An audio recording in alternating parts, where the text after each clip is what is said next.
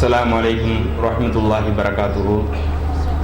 إن الحمد لله نحمده ونستعينه ونستغفره ونعوذ بالله من شرور أنفسنا ومن سيئات أعمالنا من يهده الله فلا مضل له ومن يضلل فلا هادي له. أشهد أن لا إله إلا الله وأشهد أن محمدا عبده ورسوله أما بعد. புகழ் அனைத்தும் நம்மை படைத்து பரிபாலிக்கிற இறைவனுக்கே உண்டாவதாக.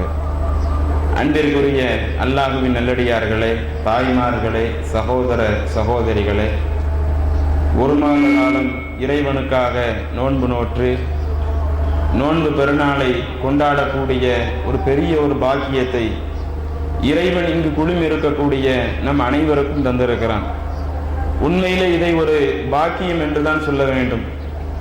நம்மோடு பிறந்தவர்கள், நம்மோடு பணிபுரிந்தவர்கள், நம்முடைய உறவில் இருக்கக்கூடிய எத்தனையோ பல ஆட்களுக்கு கிடைக்காத ஒரு பாக்கியம்.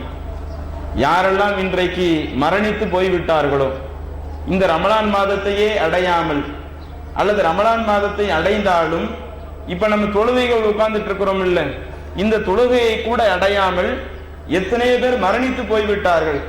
அவர்களுக்கெல்லாம் தராத ஒரு பாக்கியத்தை அல்லாஹ் சுப்ஹானஹு வ தஆலா நம் அனைவருக்கும் தந்திருக்கிறான் என்றால் நாம் இறைவனை அதிகம் புகழுவதற்கு இதுவே ரொம்ப தகுதியாக ஒன்றாக இருக்கிறது. இன்னும் நாம் சற்று யோசித்து பார்க்க வேண்டும். இந்த ஒரு மாத காலம் நாம் நோன்பு நோற்றோமே, நோன்பு நோற்று அந்த சந்தோஷத்தை வெளிப்படுத்தக்கூடிய விதத்தில் இறைவனை பெருமைப்படுத்துவதற்காக வணக்க வழிபாட்டை கூட, திருநாள் வணக்கத்தை கூட நிறைவேற்றி அமர்ந்திருக்கிறோமே. நாம் ஒரு கணம் நம்மளுடைய அந்த ஒரு மாத கால வாழ்க்கையை யோசித்து பார்க்க வேண்டும். நாம் இறைவனுக்காக கஷ்டப்பட்டு நோற்ற அந்த நோன்பு நம்முடைய வாழ்க்கையில் என்னென்ன மாற்றங்களை ஏற்படுத்தியது. கடந்த அந்த ரமலானிற்கு முன்பாக நாம் எத்தனையோ பல வருடங்கள் இந்த உலகத்தில் வாழ்ந்தவர்கள் தானே. இந்த உலகத்தில் பல வருடங்கள் வாழ்ந்தாலும் மத்த நாட்களிலேயும் இப்பொழுது ஒரு மாத காலம் நோன்பு நோற்றோமே, இந்த ரமலான் மாதத்திலேயும் நம்முடைய வாழ்க்கையில் ஏற்பட்ட மாற்றங்களை கொஞ்சம் ஒப்பிட்டு பாருங்கள். அளப்பரிய மாற்றங்கள் எல்லாம் நம்முடைய வாழ்க்கையில ஏற்பட்டது. அதிலே முதலாவது ஒரு அம்சத்தை எடுத்துக்கொள்வதாக இருந்தால், நமக்கு இந்த ரமலான் மாதம் தந்து மிகப்பெரிய ஒரு மாற்றம், நம்மளிடத்திலே வணக்க வழிபாடுகளில் ஆரம்பத்தில் பல குறைகள் இருந்திருக்கும். இறைவன் எதற்காக நம்மை படைத்திருக்கிறானோ அந்த நோக்கத்தை கூட நிறைவேற்றாத மக்களாக அல்லாஹ் தன்னுடைய திருமறையிலே சொல்லுகிறானே, வமா ஹலகுத்துல் ஜின்ன வல் இன்ஸ இல்லா லியஅபுதுன், நான் மனிதர்களையும் ஜின்களையும் என்ன வணங்குறது தான் படைச்சிருக்கிறேன், மனிதர்கள் படைக்கப்பட்டது இதற்காகத்தான் என்று அல்லாஹ் சொல்லும் பொழுது, அந்த வணக்கமே இல்லாதவர்களாகத்தான் நாம் இதற்கு முன்னாடி உள்ள பல மாதங்களை, பல வருடங்களை கழித்துக் கொண்டிருந்தோம். ஆனால் இந்த ரமலான் மாதம் அதிலே நமக்கு எப்படிப்பட்ட ஒரு மாற்றத்தை ஏற்படுத்தியது? ரமலான் மாதத்தில் நம்ம வணக்க வழிபாட்டில் எதுவும் குறை வச்சோமா? நமக்கு கடமையான அந்த 5 நேர தொழுகையில ஏதும் குறை வச்சோமா? இல்ல நான் ஃபஜ்ர் தொழாம தூங்கிட்டேன், யாராவது சொல்ல முடியுமா? லுஹர நான் தொழுகல, வேலையில எனக்கு ஆபீஸ்ல பயங்கர வேலை இருந்தாலும், கம்பெனியில பல வேலை இருந்ததுனால என்னால லுஹர தொழுக முடியல, என்னால அசர் தொழுகை நிறைவேற்ற முடியல, மகரிப் இஷா போன்ற அந்த கடமையான தொழுகை என்னால நிறைவேற்ற முடியல என்று சொல்லக்கூடிய அளவிற்குத்தான் கடந்த அந்த ஒரு மாதமும் இருந்ததா? ஒரு பக்கம் இறைவனுக்காக பசியோடு இருந்தாலும், எதையும் சாப்பிடாமல் எதையும் குடிக்காமல் முழுக்க முழுக்க இறைவனுக்காக நான் பசியோடு இருந்தாலும், இன்னொரு புறம் இந்த நோன்பு நமக்கு எப்படிப்பட்ட வணக்க வழிபாட்டில் ஒரு பெரிய மாற்றத்தை ஏற்படுத்தி தந்தது. இன்னும் நாம் சற்று சிந்தித்து பார்க்க வேண்டும். மத்த நாட்கள் 5 நேர தொழுகையை கூட ஒழுங்காக தொழுகாத நான் இந்த நோன்பு நேரத்தில் கடமையான தொழுகையையும் ஒழுங்காக தொழுது, அதற்கு அடுத்து சுன்னத்தான தொழுகைகள் கூட, இரவு தொழுகைகள் கூட நின்று தொழுதோமா? நைட்டு நேரங்கள்ல தூக்கத்தை கூட தியாகம் செய்து வேலைக்கு போயிட்டு வந்தால் கூட உடம்புல ரொம்ப டயர்டு இருக்கும், தூங்கணும் என்று நமக்கு தோணும். அப்படி தூங்கணும் என்று நமக்கு எண்ணம் தோன்றினாலும் அந்த தூக்கத்தை கூட அல்லாஹ்விற்காக தியாகம் செய்து இறைவனுடைய அருள் இறங்கக்கூடிய மாதமா இருக்குது, இறைவனுடைய மன்னிப்பு இறங்கக்கூடிய ஒரு மாதமா இருக்குது என்று சொல்லி அந்த ஒரு மாத காலமும் இரவு தொழுகைக்கு கூடுதல் முக்கியத்துவம் கொடுத்தோமா? தஹஜ்ஜத் தொழுகைக்கு கூடுதல் முக்கியத்துவம் கொடுத்தோமா? வித்ரு தொழுகைக்கு கூடுதல் முக்கியத்துவம் கொடுத்தோமா? அப்ப கடமையான தொழுகையையும் தாண்டி சுன்னத்தான தொழுகைக்கு கூட கூடுதல் முக்கியத்துவம் கொடுக்கக்கூடிய அளவிற்கு இந்த ரமலான் மாதம் நம்மளுடைய வாழ்க்கையில ஒரு பெரிய ஒரு மாற்றத்தை ஏற்படுத்தி இருக்கிறது. இதை நாம் ஒரு கணம் சற்று சிந்தித்து பார்க்க வேண்டும். தொழுகை மாத்திரம் தான் நம்மளுடைய வாழ்க்கையில ஒரு பெரிய மாற்றமா இருந்துச்சா? அது அல்லாம வேற வணக்க வழிபாடுகளில் கூட என்னென்ன மாற்றங்கள் எல்லாம் நம்மளுடைய வாழ்க்கையில் வந்தது. திக்ர் செய்வதற்கு நேரம் ஒதுக்கி இருக்க மாட்டோம். ரமலான் நேரத்தில் உட்கார்ந்து திக்ர் செஞ்சோம்ல, சுபஹானல்லாஹ் அல்ஹம்துலில்லாஹ் அல்லாஹு அக்பர், இன்னும் சுபஹானக்கல்லாஹும் வ பிஹம்திக, இன்னும் சுபஹானல்லாஹி வ பிஹம்திஹி என்று எவ்வளவு திக்ர்கள். இன்னும் கடைசி 10 கூட அல்லாஹும்ம இன்னக அஃபுவுன் துஹிப்புல் அஃப்வ ஃபஅஃபு அன்னி, இறைவா நீ தான் மன்னிப்ப விரும்பக்கூடியவன், என்னுடைய பாவத்தை நீயே மன்னிச்சிரு என்று இப்படி எவ்வளவு திக்ர்களை நாம் இந்த ரமலான் மாதத்தில் செய்திருப்போம். திக்ர்கள் ஒரு புறம் இருந்தாலும் அல்லாஹ்விடத்தில் எந்த அளவிற்கு கையேந்தி இருப்போம்.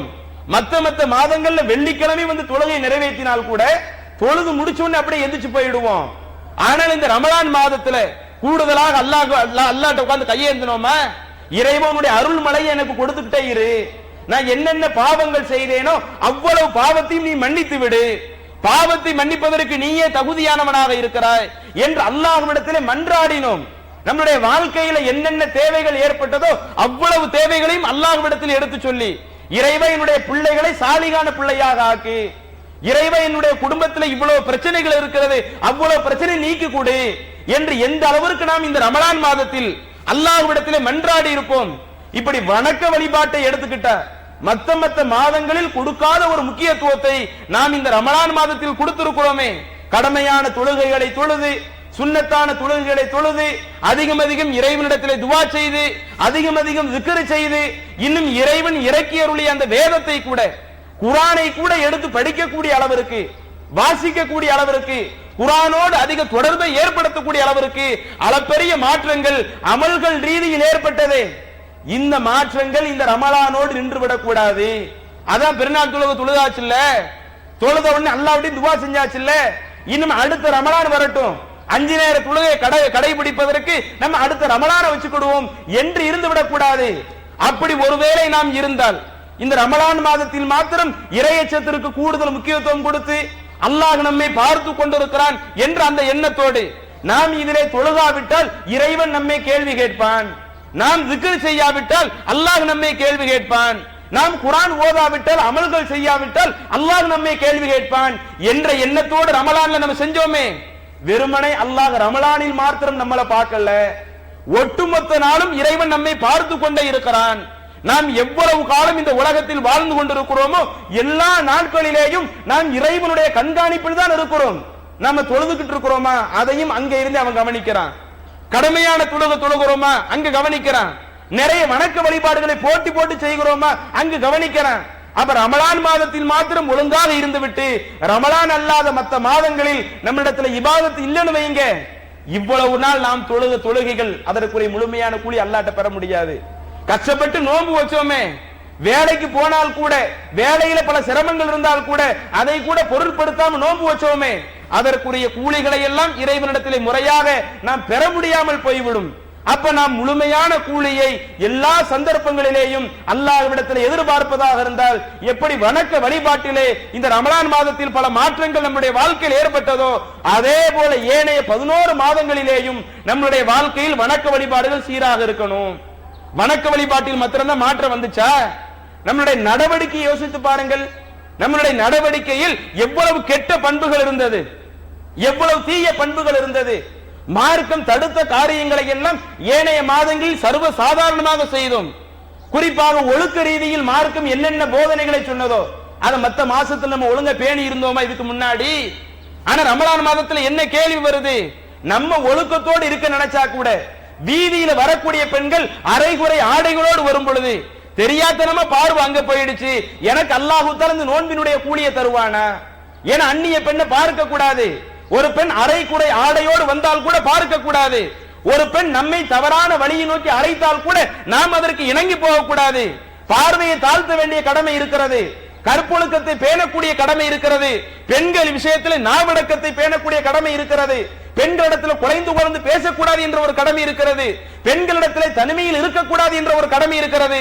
இதையெல்லாம் ரமலான் மாதத்தில் புரிந்து ஒரு பெண் ஆபாச தோற்றத்தில் ஆடை அணிந்து வந்தால் கூட நான் அந்த பெண்ணை பார்க்க மாட்டேன், தெரியாதனமா அந்த பார்வை விழுந்தால் கூட இறைவன் எனக்கு நோன்பை ஏத்துக்கிடுவானா ஏத்துக்கிட மாட்டானா என்ற அளவிற்கு ரமலான் மாதத்துல ஒழுக்க விஷயத்துல ஒரு பயபக்தியை கொடுக்குது இல்ல. அப்ப ரமலான் மாசத்துல மாத்திரம்தான் அல்ல இதை கவனிக்கிறானா? ஒழுக்க விஷயத்துல நீங்க ரமலான் மாதத்துல கரெக்டா இருந்துக்கிடுங்க, ஏனைய 11 மாதங்கள் எப்படி இருந்துக்கிடுங்க என்று அல்லாஹ் சொல்லவில்லை. நாம் இந்த உலகத்தில் பிரியக்கூடிய கடைசி காலகட்டம் வரை நம்மளிடத்திலே ஒழுக்கத்திலே குறைபாடு வரக்கூடாது என்றுதான் அல்லாஹ் எதிர்பார்க்கிறான்.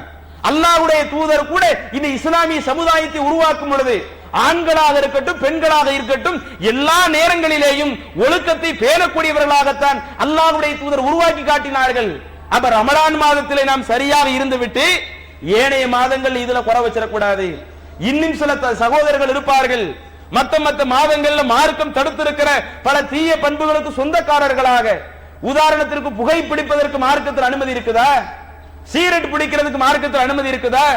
போதைப் பொருள் பயன்படுத்துவதில் மார்க்கத்துக்கு அனுமதி இருக்குதா? அதே மாதிரி தண்ணி அடிப்பதில் மார்க்கத்துக்கு அனுமதி இருக்குதா? இவைகள் எல்லாம் மார்க்கத்தில் அனுமதி இல்லை. ஆனால் ரமலான் மாதத்தில் நமக்கு எப்படிப்பட்ட ஒரு பயிற்சி? அல்லாஹ்விற்காக நோன்பு நோக்கிறோம், அந்த இறையச்சம் நம்மளை எங்க கொண்டு போய் விடுது? நோன்பு நேரத்தில் சிகரெட் தொற்றக்கூடாது. அதுவரை பாக்கெட்டாக சிகரெட் பிடித்தவர் நோன்பு நேரத்தில் சிகரெட்டின் பக்கம் கை வைக்காத அளவிற்கு, தண்ணி அடிப்பதையே தொழிலாக கொண்டவர் நோன்பு நேரத்தில் அதன் பக்கமே போகாத அளவிற்கு அப்படியே விலகி இருந்தாங்களே. அப்ப நோன்புல நம்ம எப்படி விலகி இருந்தோமோ ஏனைய மாதங்கள்லையும் இதே போல நாம் விலகி இருக்கணும். ஏனைய மாதங்கள் அதற்கு துணை போனோம்னு வைங்க, அப்ப அல்லாஹ் நம்மளை குற்றம் பிடிக்க மாட்டானா? அல்லாஹ் தன்னுடைய திருமறையில் அழகா சொல்லி காட்டுறானே, வலா துல்கு ஐதீக்கும் இலத்தகுலுக்கா, நீங்கள் உங்களுடைய கைகளை நாசத்தின் பக்கம் போடாதீங்க. என்ன காரியத்தை செய்தால் அது உங்களுடைய உடலுக்கு கெடுதல் தருமோ, கெடுதல் தரக்கூடிய காரியத்தை எல்லா நேரத்திலும் செய்யாதீங்க என்று இறைவன் சொன்னானே. அப்ப அது வெறுமனே நோன்பில் மாத்திரம் நமக்கு போடப்பட்ட சட்டம் அல்ல. எப்படி நோன்பிலே இறையச்சத்தை பேணியவர்களாக இது போன்ற தீமையிலிருந்து விடுபடுவதற்கு இந்த நோன்பு நமக்கு ஒரு அரணாக இருந்ததோ, இன்ஷா அல்லாஹ் ஏனைய மாதங்களிலேயும் இந்த ஒரு மாதத்தை ஒரு பயிற்சியாக எடுத்துக்கிட்டு ஏனைய மாதங்களிலேயும் தீமையின் பக்கம் போகாத ஆட்களாக, ஒரு தீமையான பொருட்களை கூட தங்களுடைய வாழ்க்கையில் பயன்படுத்தாதவர்களாக இந்த நோன்பு நம்ம வாழ்க்கையில பல மாற்றங்களை ஏற்படுத்தணும். இன்னும் சில ஆட்கள் இருப்பார்கள், அதுல குறிப்பாக வெளிநாட்டு மக்களிடத்துல இருக்கக்கூடிய ஒரு பண்பு, மனைவிமார்கள் ஊர்ல இருப்பாங்களா, பிள்ளைங்கள்லாம் ஊர்ல இருப்பாங்களா, வேலை முடிச்சிட்டு வந்து நமக்கு டைம் பாஸ் ஆகணும் என்பதற்காக கையில போனை வச்சிருப்போம், அந்த போனில் நெட்டு போட்டிருப்போம், சமூக வலைதளங்களை பயன்படுத்துவோம், யூடியூப் பயன்படுத்துவோம், பல தேவையற்ற காரியங்களுக்காக அதனை நாம் பயன்படுத்தக்கூடிய காரியங்கள் எல்லாம் மற்ற மாதங்களில் எப்படி இருக்கும்? சினிமா படத்தை பார்ப்பதற்காக பயன்படுத்தி இருப்போம், பாடல்களை பார்ப்பதற்காக பயன்படுத்தி இருப்போம். இன்னும் சொல்ல போன ஒரு சில சகோதரர்கள் ஆபாச படங்களை கூட பார்ப்பதற்காக தங்களுடைய கைகளில் இருக்கக்கூடிய இணையதளங்களை பயன்படுத்தி இருப்பார்கள். ஆனா நோன்புல நமக்கு அந்த எண்ணம் வருதா? இறையச்சம் நம்மளை எங்க கொண்டு போகுது? நம்ம நோன்பு வச்சிருக்கிறோம், அல்லாஹ் பார்த்துக்கிட்டு இருக்கிறா, நம்ம சினிமா பார்க்க கூடாது. பேஸ்புக்ல நல்ல விஷயத்தை பார்ப்பது தப்பல்ல, கெட்ட விஷயத்திற்கு துணை போயிடக்கூடாது. வாட்ஸ்அப்ல கெட்ட விஷயத்திற்கு துணை போயிடக்கூடாது. யூடியூப்ல கெட்ட விஷயத்துக்கு துணை போயிடக்கூடாது. அல்லது டிவி படங்களை உட்கார்ந்து பார்க்க கூடாது. இன்னும் சொல்ல போன நம்ம சமுதாயத்தில் இன்னைக்கு என்னென்ன கொடுமைகள் நடக்குது? ஒரு மாத காலமும் எடுத்த பயிற்சியை இன்னைக்கு பெருநாள் தினம் எவ்வளவு இறைவனை புகழ வேண்டிய தினம், இந்த அன்னைக்கே எல்லாத்தையும் குழி தோண்டி புதைக்கக்கூடிய விதத்துல ரூம்மேட்டுகள் எல்லாம் சேர்ந்து ரூம்ல இவ்வளவு நாள் நம்ம படம் பார்க்காம இருந்துட்டோம், மாப்பிள்ளை என்ன புது படம் வந்திருக்குது, புதுப்பட கேசட்டை வாங்கிட்டு வா, இன்னைக்கே உட்கார்ந்து புது படத்தை எல்லாம் பார்த்துருவோம் என்று இப்படி சில ஆட்கள் மாறி போறாங்களே. அப்ப இந்த மாதிரி ஒரு நிலை நமக்கு வந்துடக்கூடாது. எப்படி அந்த ஒரு மாத காலம் அல்லாஹ்விற்காக நோன்பு நோக்கும் பொழுது நம்மளுடைய இறையச்சம் நம்மை ஒழுக்கத்திலே கட்டி காத்ததோ, நாம் ஒரு தீய பழக்கத்திலே போய் விழாமல் கட்டி காத்ததோ, ஆபாசம் அனாச்சாரம் சினிமா போன்ற காரியங்களில் இருந்து கெட்ட சமூக வலைதளங்களில் இருந்து எப்படி இந்த நோன்பு காத்ததோ, இதே போல ஏனைய மாதங்களிலேயும் இந்த நோன்பு நமக்கு ஒரு கேடயமாக நாம் எடுத்துக்கொண்டு அந்த ஒரு மாத கால பயிற்சி ஏனைய 11 மாதத்திலேயும் நம்முடைய வாழ்க்கையில வெளிப்படக்கூடிய விதத்தில் இருக்கணும். அப்ப ரமலான்ல எடுத்துக்கிட்டா ஒரு பக்கம் வணக்க வழிபாடுகளிலே பல மாற்றங்கள், இன்னொரு புறம் தனிப்பட்ட கேரக்டர்ல எடுத்துக்கிட்டா மனிதனுடைய குணங்கள் எடுத்துக்கிட்டா அதுல பல மாற்றங்கள். அதே மாதிரி இன்னொரு விஷயத்தையும் நீங்கள் கவனித்திருக்கலாம், நம்ம நோன்பு வச்சிருப்போம், நோன்பு வைக்கிறதுக்கு முன்னாடி தான் உண்டு தன்னுடைய குடும்பம் உண்டு என்று நம்முடைய வாழ்க்கையை கழித்திருப்போம்.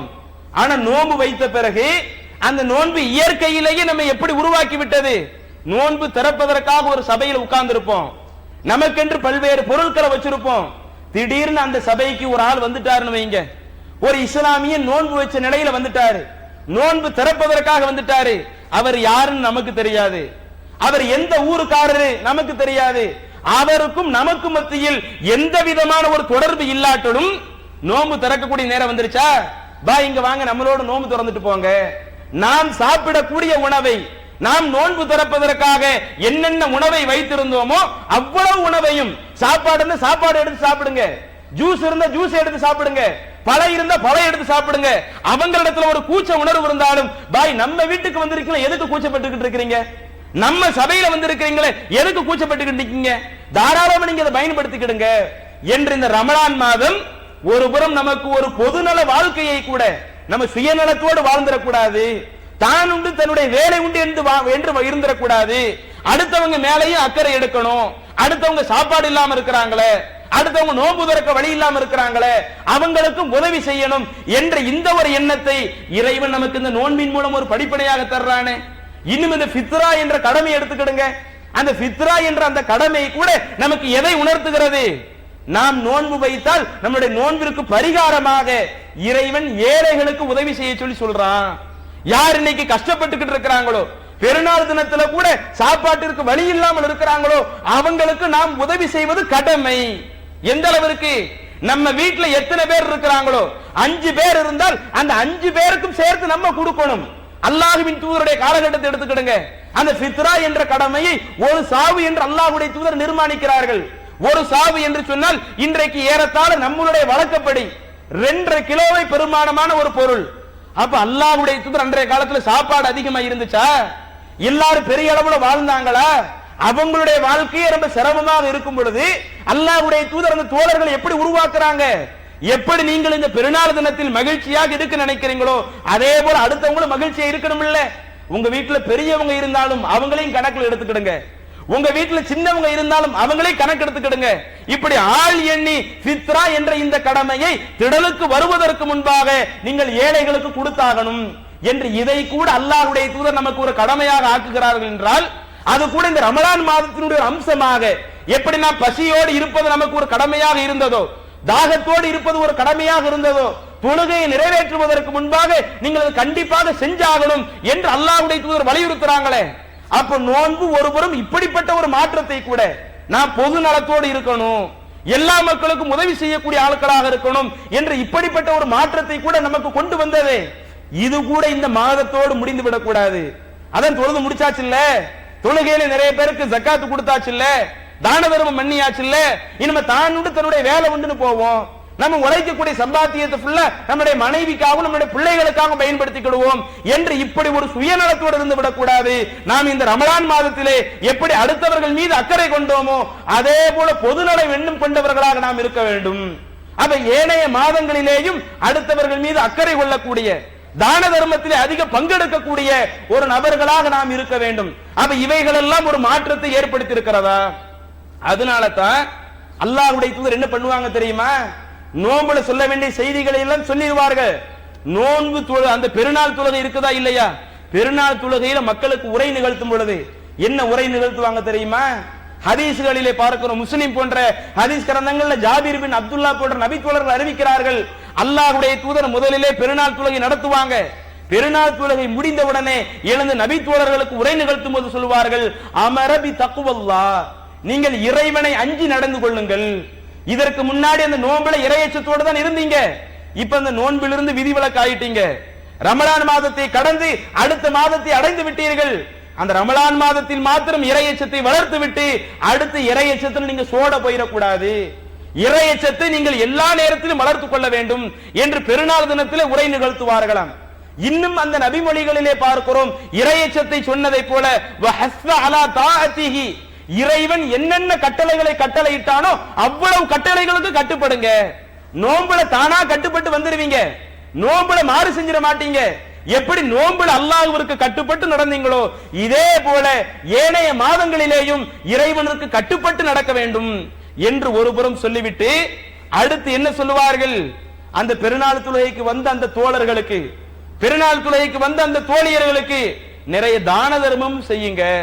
இதை பெருநாள் தினத்தில் அதிகமாவே வலியுறுத்துவாங்களாம். எந்த அளவுக்கு வலியுறுத்துவாங்க, ஆண்களுக்கும் தான தர்மத்தை பண்ணுங்கன்னு சொல்லிவிட்டு அதற்கு அடுத்து பெண்கள், அன்னைக்கு இந்த மாதிரி மைக்கெல்லாம் கிடையாது இல்ல, ஆண்கள் பெண்கள் எல்லாம் தொழுக வர்றாங்க, முசல்லா என்ற திடலுக்கு வர்றாங்க, தொழுகை முடித்து விட்டு ஆண்களுக்கு உரை நிகழ்த்தி விட்டு தனியாக பெண்கள் பகுதிக்கு கூட வந்து அல்லாஹ்வுடைய தூதர் சொல்லுவாங்க, பெண்களே நான் உங்களை அதிகமா நரகத்துல பாக்குறேன். இன்னும் சொல்ல போனால் நீங்க தான் இன்ன அக்ஸரக்கும் ஹதபு ஜஹன்னம், நரகத்தினுடைய அந்த விறகுகளாக, நரகத்தினுடைய எரிபொருட்களாக பெண்கள் தான் அதிகமாக இருந்துகிட்டு இருக்கிறாங்க.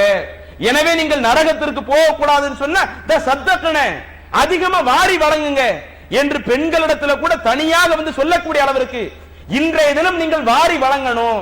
மத்த நாட்கள் அல்லாஹ்வுடைய தூதர் இப்படி நிபந்தனை இட்டார்களா? ஜும்மா பயான்கள் அல்லாஹ்வுடைய தூதர் நிகழ்த்தினாங்கல்ல, ஜும்மா பயான் நிகழ்த்தும் பொழுது இந்த ஜும்மாவுல கண்டிப்பா எல்லாரும் தர்மம் பண்ணணும், ஆண்களும் தர்மம் பண்ணணும், பெண்களும் தர்மம் பண்ணணும், நான் உங்களை நரகத்துல பார்த்தேன் என்று அல்லாஹ்வுடைய தூதர் ஒவ்வொரு ஜும்மாவிலும் சொன்னாங்களா? ஒவ்வொரு ஜும்மாவிலும் சொல்லாமல் குறிப்பாக இந்த பெருநாள் தினத்தில் தர்மத்தினுடைய அவசியத்தை வலியுறுத்தி நாம் கொடுக்கக்கூடிய எந்த ஒரு தர்மமாக இருந்தாலும், நாம் கொடுக்கக்கூடிய தொகை சின்ன தொகையாக இருக்கலாம். இப்ப நம்ம சம்பாத்தியத்தில் குறைந்த சம்பாத்தியத்தில் உள்ள ஆளாக இருப்போம். குறைந்த சம்பாத்தியத்தில் உள்ள ஆளாக இருக்கக்கூடிய நாம் குறைந்த அளவு பொருளாதாரத்தை கொடுத்தால் கூட அது நம்மை நரகத்திலிருந்து காக்கக்கூடிய கேடயமாக இருக்கும். அல்லாஹ்வுடைய தூதர் சொல்லலையா, வத்தகுன்னா வலௌ பிசிக்கி தம்பரா, ஒரு பேரித்தம்பளத்தை தர்மம் செய்தாவது உங்களை நரகத்திலிருந்து காத்துக்கிடுங்க. நீங்க நரகத்திலிருந்து தப்பிக்க வேண்டும் என்று சொன்னால் ஒரு பேரித்தம்பள துண்டையாவது தர்மம் செய்யணும் என்று அல்லாஹ்வுடைய தூதர் சொல்றாங்களே. இதை மத்த நாட்களில் அல்லாஹ்வுடைய தூதர் சொன்னதை போல இந்த பெருநாள் தினத்தில் கூட ஆண்களுக்கும் குறிப்பாக பெண்களுக்கும் அதிகம் வலியுறுத்துவார்கள். அதனால தான் இந்த சந்தர்ப்பத்தில் பெண்கள் எந்த அளவுக்கு மாறிட்டாங்க தெரியுமா?